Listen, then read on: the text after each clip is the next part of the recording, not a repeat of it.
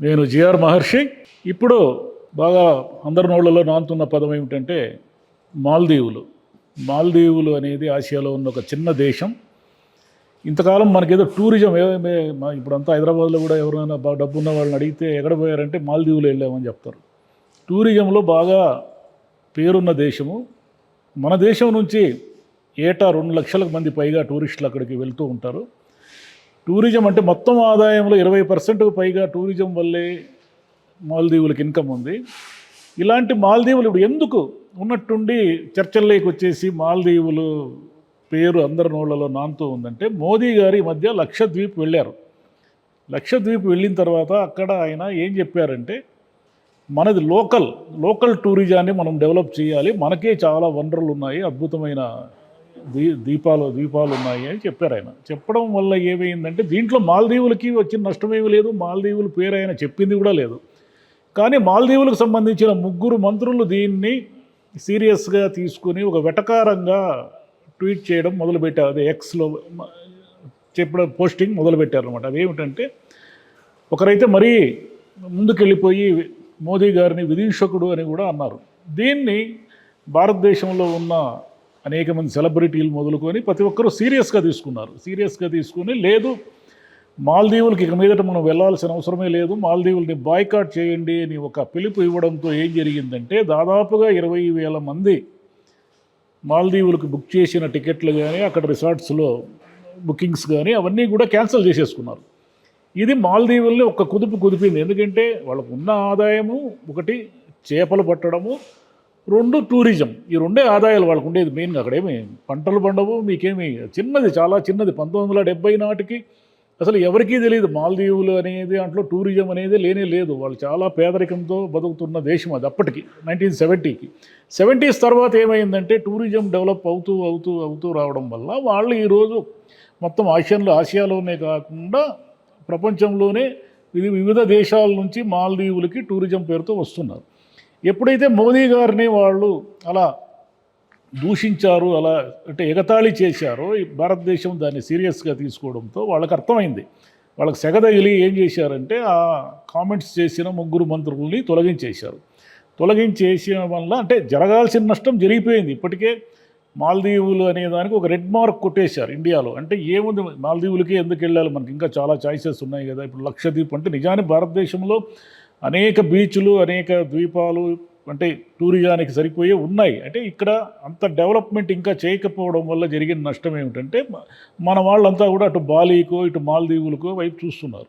అసలు ఈ మాల్దీవుల చరిత్ర ఒకసారి తీసుకుంటే మనము, ఇది ఎప్పుడో పూర్వం ఒక సింహళ రాజు అక్కడ మాల్దీవుల్లో చిక్కుబడిపోవడం వల్ల అతను అక్కడే నాయకుడిగా మారి అక్కడే రాజుగా మారినాడు అని ఒక కథ చెప్తారు.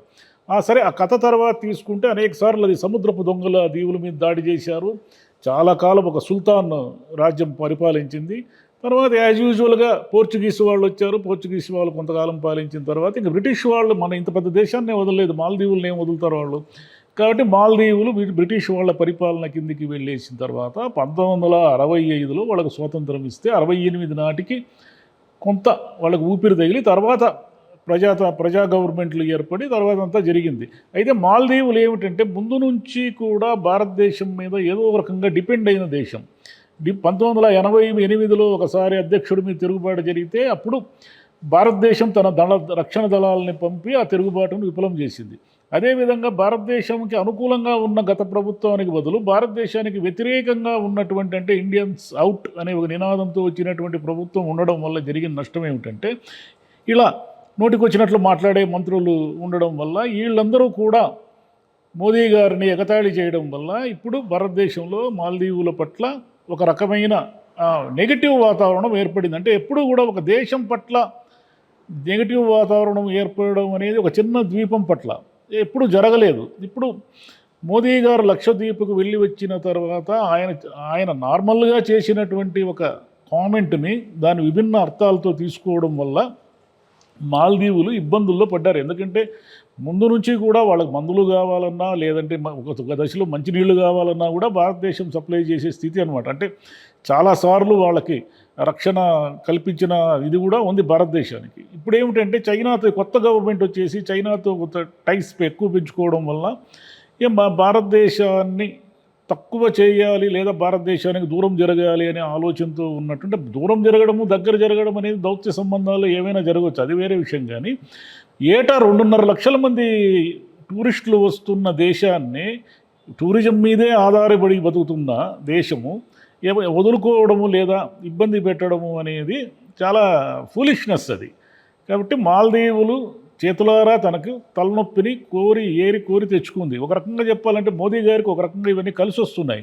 ఇంకా 3-4 నెలల్లో ఎన్నికలు ఉన్నప్పుడు ప్రతిదీ ఒక సీరియస్గా, అంటే ఇప్పుడు మాల్దీవులకు సంబంధించిన మంత్రులు మన ప్రధానిని ఎగతాళి చేయడం, క్లౌన్ అని, విదూషకుడు అని అనడం అనేది ఎవరైనా సీరియస్గా తీసుకునే అంశమే. ఎందుకంటే మన దేశ ప్రధానిని వాళ్ళెవరో నోటికొచ్చినట్లు మాట్లాడడం అనేది, అందులోనూ చిన్న దేశం, మన భారతదేశం మీద ఆధారపడుతున్న దేశం కాబట్టి ఈ సెంటిమెంట్ అనేది రేపు బీజేపీకి ఎన్నికల్లో ఉపయోగపడుతుంది. అదేవిధంగా ఇంకొకటి కూడా జరుగుతూ ఉంది. విదేశాల్లో ఉన్నటువంటి తీవ్రవాద హిట్ లిస్టుల్లో ఉన్నటువంటి ఖలిస్తాన్ కానీ ఇంకొకరు కానీ వరుసగా వాళ్ళు హతమైపోతున్నారు. దీనికి భారతదేశం యొక్క ఏజెన్సీ పనేననే ఒక అనుమానం వార్తల్లో ఈరోజు కనిపిస్తూ ఉంది.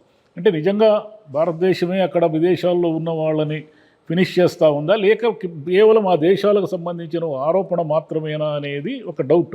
అయితే ఏమైతేనేం భారతదేశ వ్యతిరేకులు అనేక దేశాల్లో ఉన్న వాళ్ళు ఒక్కొక్కరే ఫినిష్ కావడం అనేది అది ఒక సినిమాటిక్ స్టోరీ లాగా మనకు అనిపించినా కూడా అదంతా కూడా మోదీ గారు తన క్రెడిట్లోకి వేసుకుంటారు, తన అకౌంట్లోకి వేసుకుంటారు. కాబట్టి ఆయనకు ఒక రకంగా బీజేపీకి ప్రతిపక్షాలు వీక్గా ఉండడము, ప్రతిపక్షాలు ఏకతాటి మీద నిలబడలేకపోవడము, కాంగ్రెస్కి దేశమంతా సీట్లు గెలిచే పరిస్థితి లేకపోవడము, కాంగ్రెస్తో కలిసి రాకుండా ఉన్న రాష్ట్రాలు అనేకం ఉండడము, బెంగాల్ ఇలాంటివి తీసుకుంటే, ఈ పరిస్థితుల్లో బీజేపీ అనేది నెక్స్ట్ గవర్నమెంట్ అంటే వచ్చే ఎన్నికల్లో బీజేపీ రావడానికి ఇలాంటివన్నీ కూడా దారి వేస్తున్నాయని అనుకోవచ్చు. ఒక రకంగా మాల్దీవ్ మంత్రులు నోరు జారి నోటికొచ్చింది మాట్లాడడం వల్ల మోదీ గారికి చేసిన నష్టం కంటే లాభమే ఎక్కువని మనం భావించవచ్చు.